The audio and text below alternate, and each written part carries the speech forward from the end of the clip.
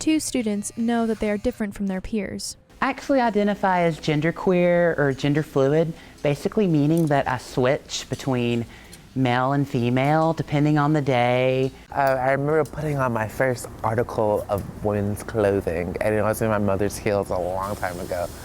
And I was like, this is just right. This feels wonderful. And then I tipped over and bumped my head.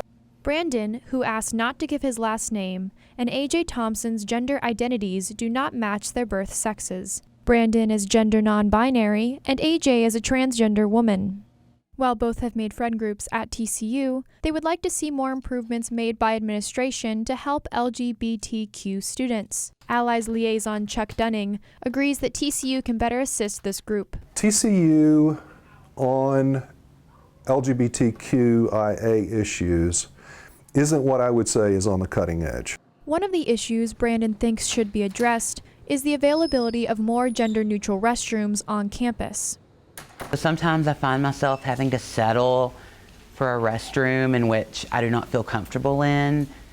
Because I do not pass completely as a woman, I find myself having to use men's restrooms, and my gender expression would draw unwanted attention. AJ, the former Gay Straight Alliance president, says TCU has made attempts to include LGBTQ students, but in the future, she hopes more can be done to make TCU a safe place for these students. If I'm at the most beautiful university in Texas and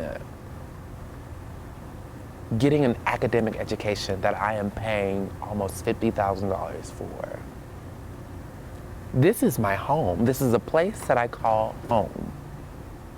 I should be welcomed here. There's no student here that calls this place home should feel that they are not included. We need to know that people do go through these things, and that it is not something to get upset about or be prejudiced towards somebody about. It is something to be open and engaging. Brandon advises LGBTQ students to use the Counseling and Mental Health Center. There are trained staff members with interests in LGBTQ issues. Tori Whitley, TCU News Now.